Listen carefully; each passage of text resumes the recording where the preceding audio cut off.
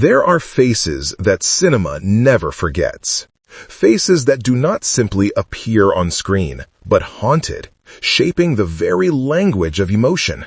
Among them, one stands above the rest. An unmistakable presence, a quiet revolution.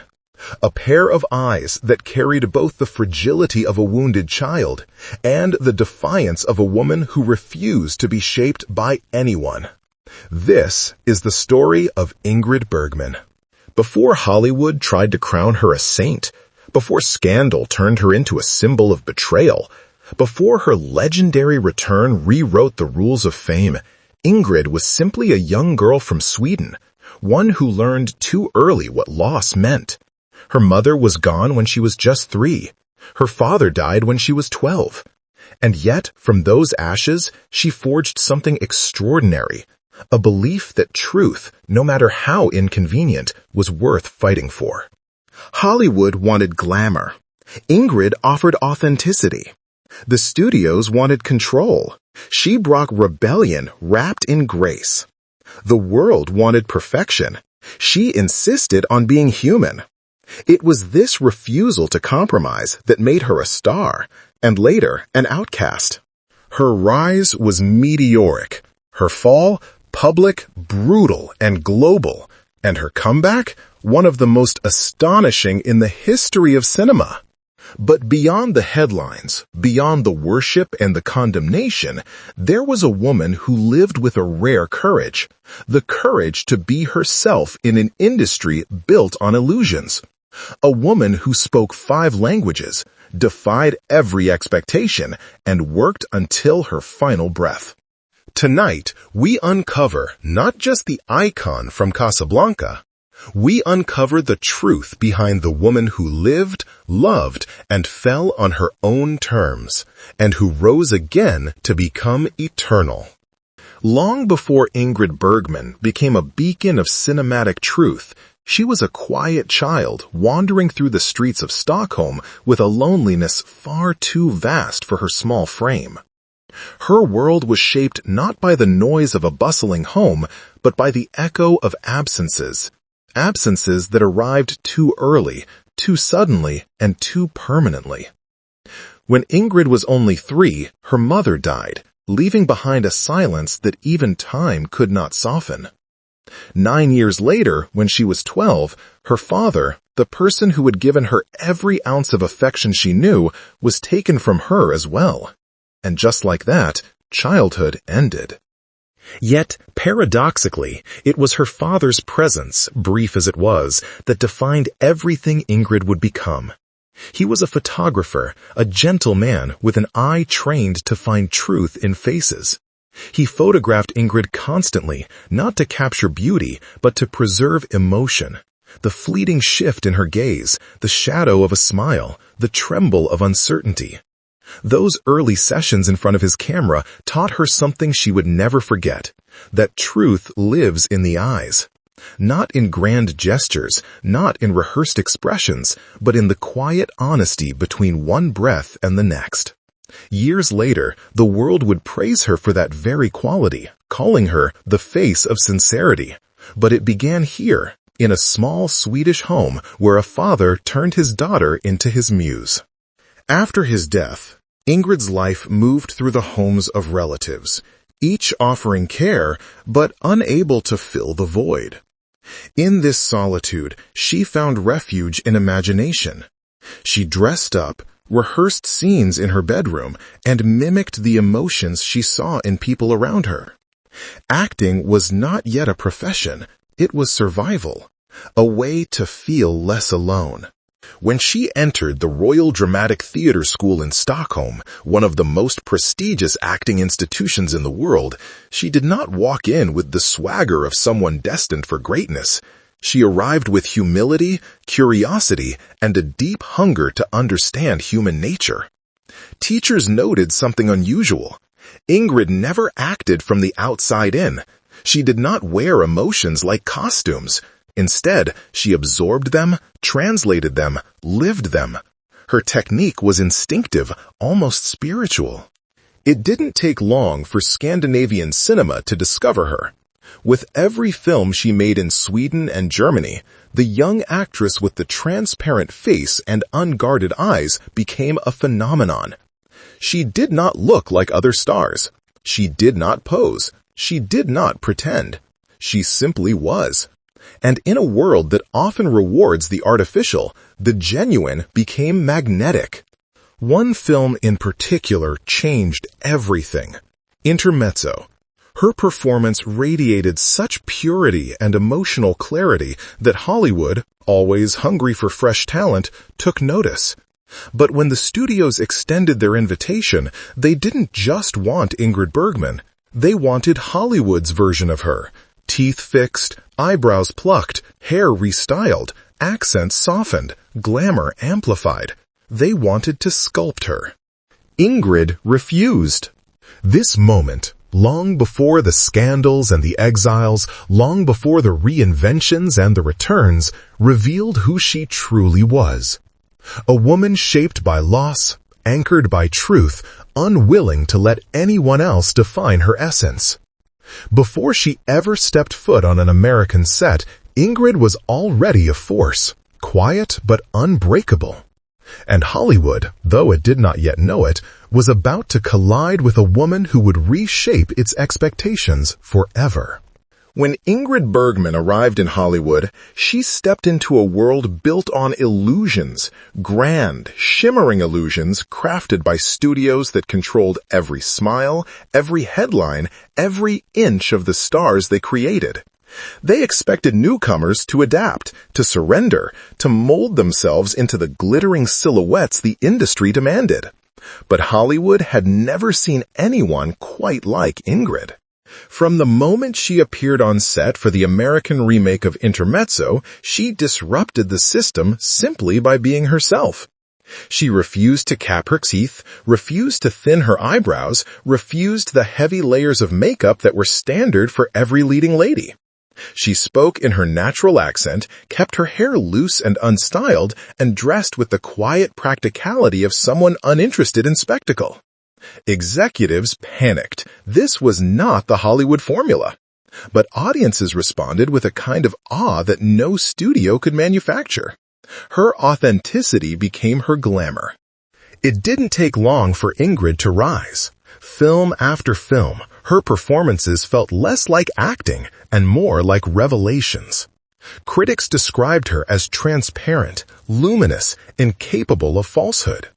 She communicated with a simplicity that was disarming, a purity that felt impossibly rare. In an era of crafted perfection, she became the face of honesty. Hollywood tried to shape her, but it was Ingrid who reshaped Hollywood.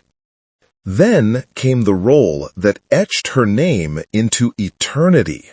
Casablanca was never intended to be the cultural monument it became. It was just another studio picture, until Ingrid walked into the frame as Ilse Lund. The love, the conflict, the impossible longing she carried in her eyes did not feel performed. It felt lived. Viewers saw themselves in her quiet heartbreak. They saw the part of themselves that loved deeply but silently, the part that understood sacrifice. Ingrid did not play Ilse. She understood her, and the camera drank it in. But with the triumph came a paradox that would follow Ingrid for the rest of her life. The world fell in love with the woman on screen, the near-saintly figure who embodied bittersweet romance and moral purity. Audiences elevated her to a pedestal so high it left no room for real humanity. Suddenly, Ingrid was not just a star, she was an ideal. And ideals are prisons, even when they glitter. She later admitted that the success of Casablanca frightened her. The film had become larger than her intentions, larger than the reality of who she was. Ilse was too perfect, she would say. She became a shadow I could not escape. Everywhere she went, fans expected the same soft sadness, the same gentle restraint, the same unblemished grace. But Ingrid's soul was more adventurous, more restless, more complex. She wanted roles that challenged her, stories that demanded more than silent longing. Hollywood, however, wanted to keep her exactly as she was. And so began the quiet tension between Ingrid Bergman, the human being, and Ingrid Bergman, the myth. While the world worshipped her, she felt the walls closing in. Behind the acclaim, behind the magazine covers and studio praise, she sensed a question rising inside her, a question she could not yet voice. What happens when the world loves a version of you that isn't entirely real? That question would soon lead her down a path no one in Hollywood could have predicted, a path that would shatter her divine image and transform her life forever. Before the world judged her, before headlines turned her name into a battlefield, Ingrid Bergman stood in front of a blazing pyre on the set of Joan of Arc, determined to give everything she had to a role she believed in with almost spiritual devotion. The irony was impossible to ignore. She was portraying a woman condemned by public opinion, a woman punished for convictions that made others uncomfortable. And without knowing it, Ingrid was rehearsing for her own fate. Filming Joan of Arc was not just demanding, it was punishing. She worked with monastic discipline, studying historical texts, reshaping scenes, and insisting on emotional authenticity, even when it exhausted her. During one harrowing sequence, flames rose higher than expected, and sparks caught her hair. Ingrid did not flinch. She finished the take with her eyes burning, not from smoke, but from conviction. Crew members still speak of that moment as if witnessing a martyrdom, a strange merging of actor and character, reality and myth. But outside the studio walls, Hollywood was growing restless. Ingrid was no longer satisfied with predictable scripts or the polished romances the industry adored. She wanted more truth, more rawness, more humanity. That hunger led her to an Italian filmmaker whose work fascinated her, Roberto Rossellini. He was bold, unpredictable, and unapologetically honest in his art. When she saw Rome Open City, she wrote him a letter, offering her talent if he ever wished to collaborate. It was not a scandalous gesture, it was an artistic one. But history often twists pure intentions. Their meeting sparked a creative connection that neither expected. Rossellini saw in her a freedom Hollywood had tried to suppress. Ingrid saw in him a way to escape the gilded cage of her career. What followed was not a calculated rebellion, but a personal and artistic leap, one that collided violently with the expectations the world had placed upon her. When news broke that Ingrid and Rossellini were beginning a relationship while both were still married, the reaction was volcanic. American newspapers erupted. Columnists who once praised her purity now condemned her with a ferocity usually reserved for political scandal. Senators stood on the floor of the United States Congress and denounced her publicly, calling her a threat to morality. It was an unprecedented moment in American cultural history. A film star placed on trial not for a crime, but for being human in a way the public did not approve of. Studios severed ties. Television networks banned her films. Invitations disappeared overnight. Ingrid Bergman, Hollywood's saint, its luminous emblem of quiet virtue, had become its outcast. Through it all, Ingrid did not defend herself with press statements or public performances of remorse. She chose silence, not as surrender, but as dignity. She believed that her private life, however complicated, did not need to be dissected or justified. She would live her truth, even when the world refused to understand it. Yet this was her breaking point, the moment where the weight of expectation finally collapsed. The woman who once defined honesty on screen was now punished for living honestly off-screen.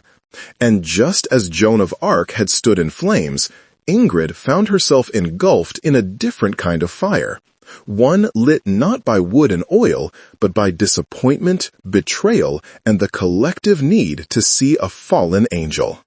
Her exile was beginning, but so was her transformation. Italy did not welcome Ingrid Bergman with red carpets or studio lights.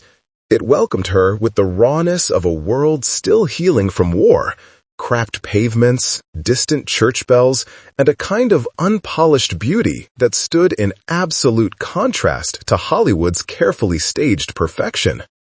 In this new landscape, where life spilled into the streets and films were shot in real homes, Ingrid found something she had been longing for without ever knowing its name: freedom. The Rossellini years were not a retreat, but an awakening. In Italy, she shed the immaculate image that had followed her across continents. Gone were the sculpted gowns, airbrushed photographs, and glamorous press tours. Instead, she walked the set of Stromboli with wind-tangled hair, bare face, and a curious gaze, absorbing every detail of the volcanic island that would become both her stage and her refuge. Here, the camera caught her without filters, not as an icon, but as a woman learning to breathe again. Rossellini challenged her in ways Hollywood never dared. He pushed her toward the uncomfortable, the imperfect, the painfully real. Their collaboration was turbulent, fiery, and artistically groundbreaking. They created films that baffled critics but influenced generations of filmmakers. The neo-realism movement, raw, instinctive, unapologetically human, was the very opposite of everything Hollywood had built around Ingrid, and perhaps that was why it spoke to her so deeply. Yet freedom has a price, and Ingrid paid it in loneliness. While Italy offered her artistic liberation, it also isolated her from the world that once adored her. For years, she lived under a cloud of American condemnation. Letters from fans were replaced with letters of outrage. Awards were replaced with absence. Former colleagues remained silent, afraid association would stain their reputations. The distance was not just physical, it was emotional, cultural, spiritual. Hollywood had exiled her not only from its studios, but from its memory. Her marriage to Rossellini, so intensely scrutinized, was a complex tapestry, woven with passion, brilliance, and inevitable fracture. He was a visionary, but also a man consumed by his own storms. Ingrid, who had spent most of her life carrying the hopes of millions, now carried the weight of a partnership that demanded everything and offered little protection. They loved each other fiercely, but both were shaped by different worlds.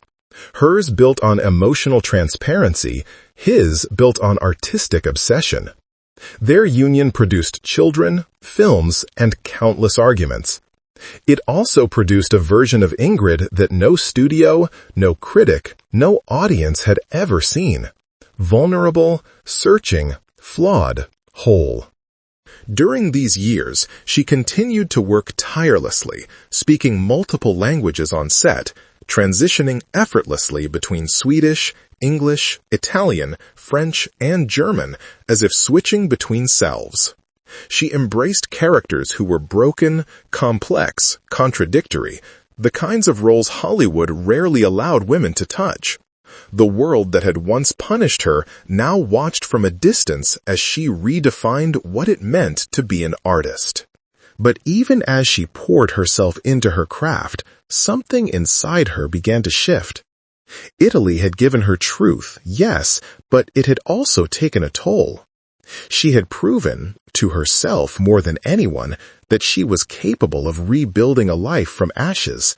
And yet, a faint echo of her former world called to her, not with fame or forgiveness, but with possibility.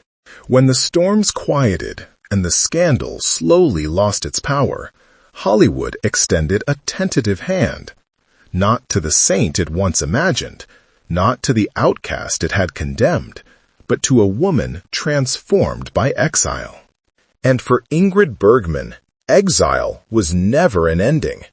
It was the passage toward her greatest rebirth. When Ingrid Bergman finally stepped back onto American soil, the world held its breath. This was no triumphant homecoming crafted by studio publicists, no carefully staged redemption arc. It was quieter, almost reverent, an acknowledgement that time has a way of reshaping wounds into wisdom. Hollywood, once eager to cast her out, now waited to see what remained of the woman it had once crowned and later condemned.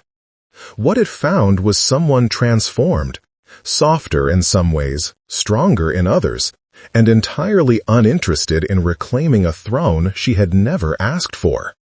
Her return began with Anastasia, a film that mirrored her own journey more than anyone dared admit.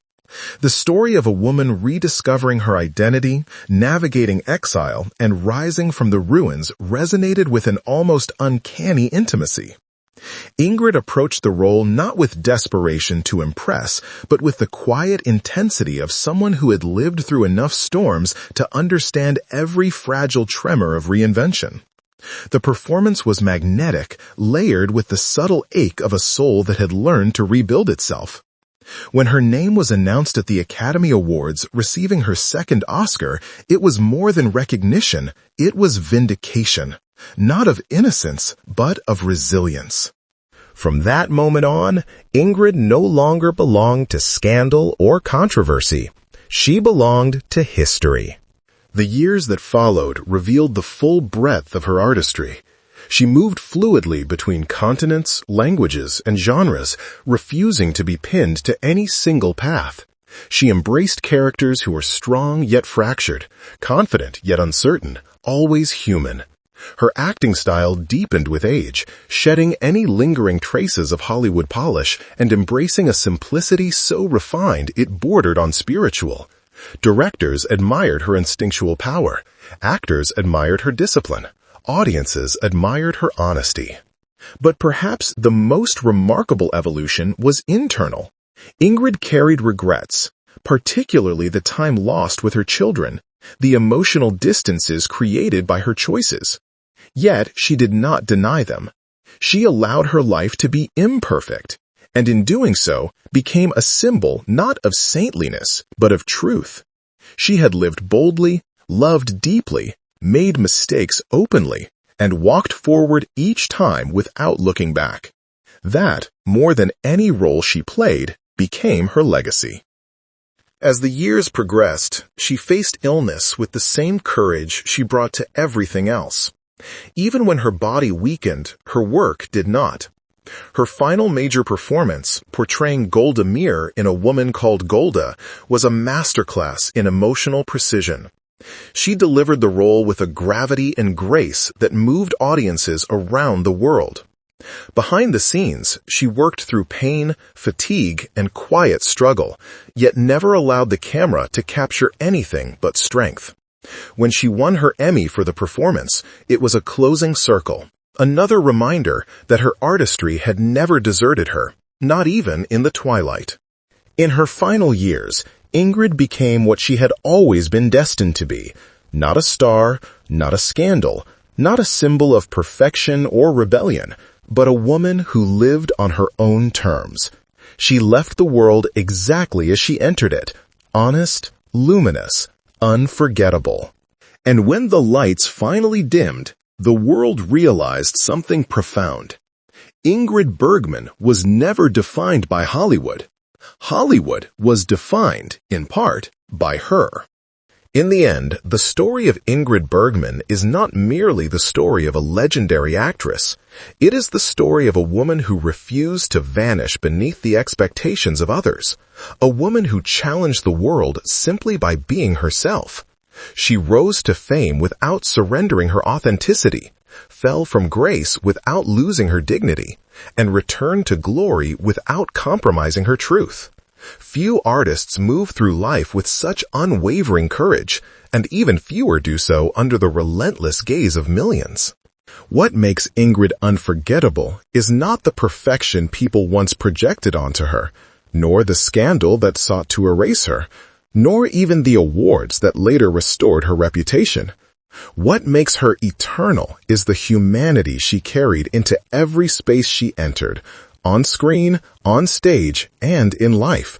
She understood that beauty meant honesty, that strength meant vulnerability, and that art meant revealing the contours of the soul rather than hiding them. Her journey reminds us that reinvention is not a betrayal of who we were, but a continuation of who we are becoming. That exile can be a passage, not a punishment. That a fall from grace is not the end, but often the beginning of clarity. Ingrid lived these truths quietly, steadfastly, and without apology. And when we return to her films, the soft ache in her eyes in Casablanca, the fierce conviction in Joan of Arc, the quiet power of her later roles, we find not an icon frozen in time, but a living presence. Someone who breathes, aches, hopes, and questions. Someone who still speaks to us. Ingrid Bergman did not seek immortality. She earned it by daring to be real in a world built on illusion. And because of that, her light has never dimmed. It never will.